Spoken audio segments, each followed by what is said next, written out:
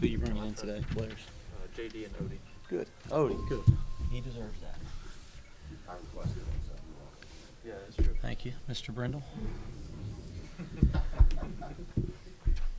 right, Coach, opening statement.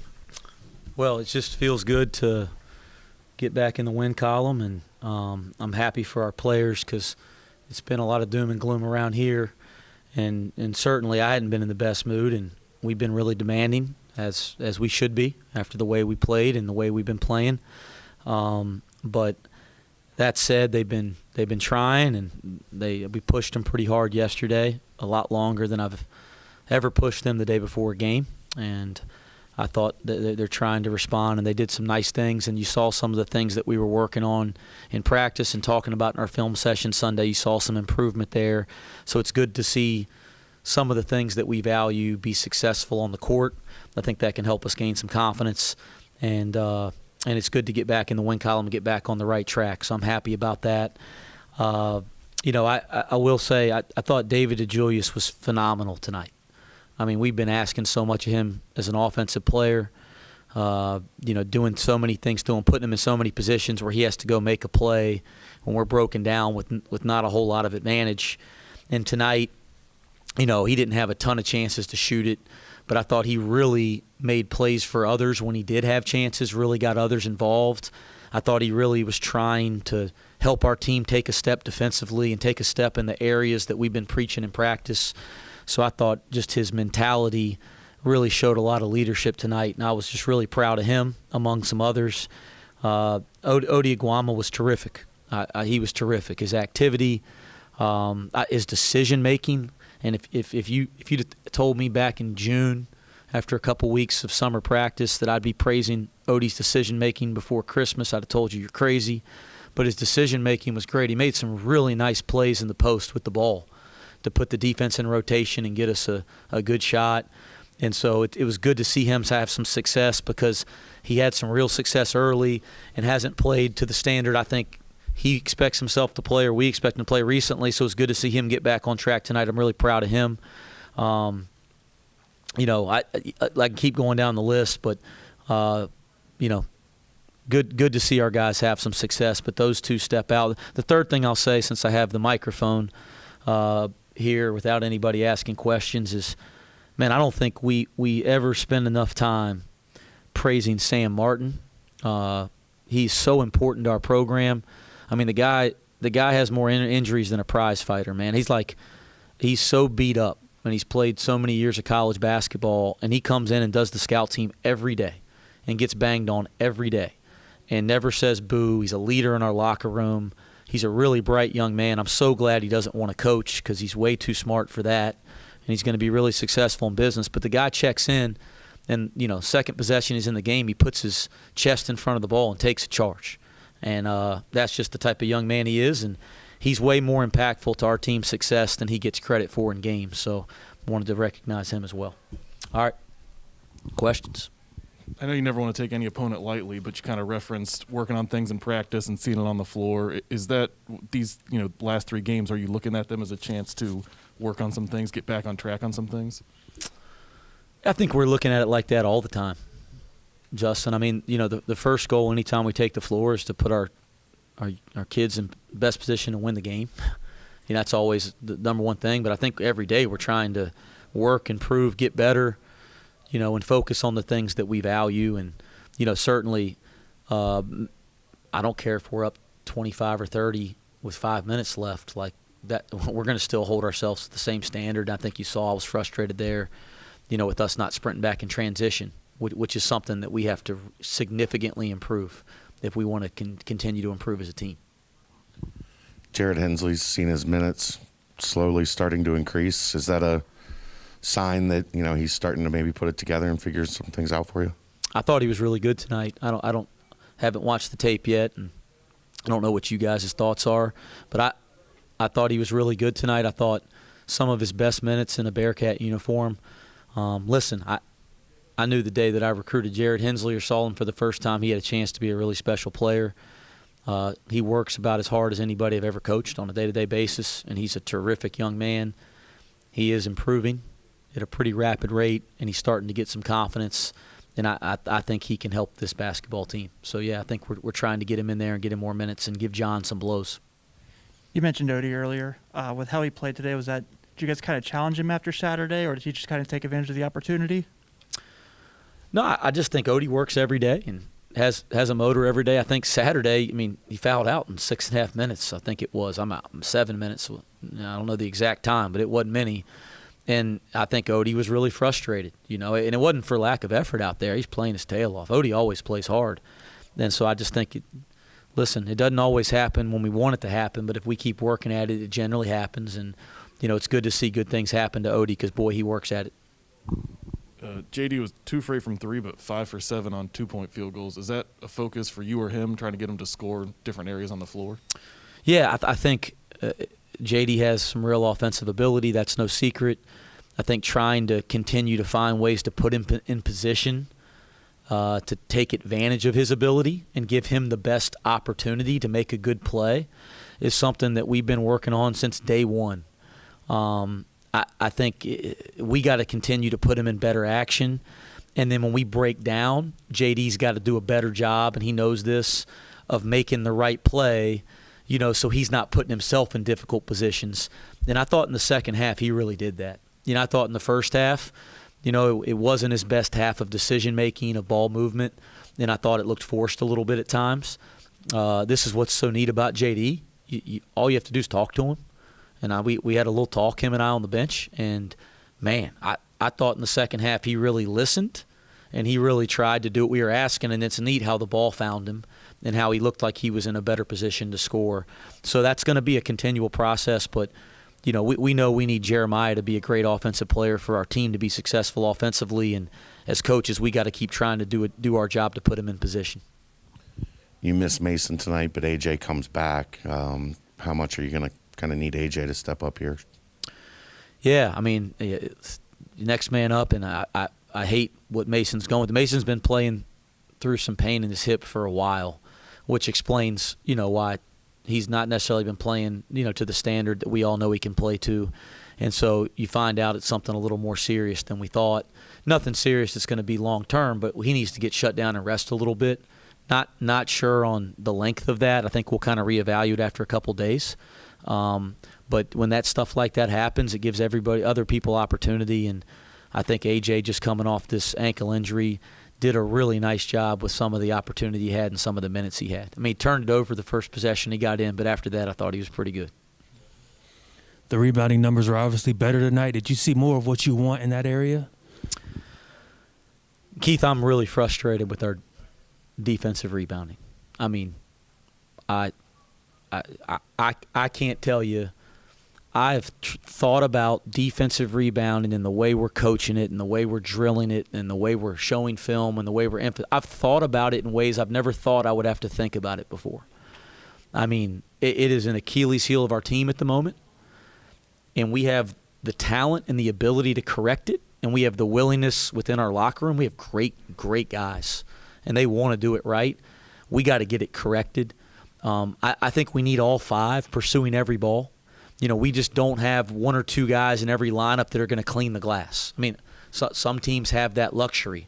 We don't have 2 NBA defensive rebounders out there in every lineup that we play. So we have to do it collectively. And I think we got to get our guards more involved in our defensive rebounding. I think our bigs are taking on a huge load. They got to do better. But I think we got to get those 3 perimeter players back and have 5 guys pursuing the ball. And we're working at it every day. There was a lot of possessions tonight I was frustrated with that. There was a couple that were good. And so I think we can show the good ones and say, hey, this is what it's supposed to look like, and show the times we did and go, hey, we still got a lot of work to do. Saw you break out the full court press a couple times, got an early turnover from it. Is that something you want to do more in conference play? Are you getting closer to that? Man, I miss pressing. I miss it. I miss it like you guys don't believe. I coached teams for the last 6 years that pressed on every made basket and every dead ball full court for 5 or 6 straight years, and I just loved the mentality of it and the fact that people had to deal with it. And we're going to get to that here. It's going to be a slower process because there's so many other things that we have to do. So it's been put on the back burner a little bit, but we're going to be doing more and more of that as we move forward. One more question. As far as all your bigs kind of played about the same times of time frame, minutes wise, how do you kind of manage that throughout the game? Is it more by matchup, or is it just kind of who's playing the best hand at the time, or? Yeah, we're trying to get them all real opportunities in the first half, and we've been trying over the first 10 games to figure out our best combinations, and we've tried lots of different combinations, and so this is a conversation that's happening in our offices every day, and we're evaluating it every time we grade the film. So trying to figure out the combinations, the minutes, and all that kind of stuff, it's been a challenge. But I think it also, as I said, this can be a strength of our team is our depth in the front court. You know, in the second half, we probably have done more of, you know, kind of how the game's going, the best matchups on the floor, who's playing the best, and that's kind of how the minutes can vary. And if you've looked at our team over the last 10 games, certain guys on certain nights have played big-time minutes in the front court, and then maybe on other nights they're not, and that's kind of how we've handled it to this point because all four of those front court players, I think, have the ability to be starters or to be 25-minute-a-game guys, but on certain nights other guys are doing a better job than others, and so we're trying to manage it. And the neat thing, guys, is all four have been so willing to kind of accept that style and that role, and that's made it fun for me as a coach. It's a special group of guys in the front court there.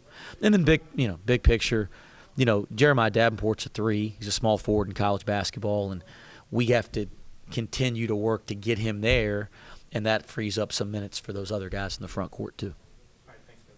All right, we're going to have our players coming shortly. Thanks, guys.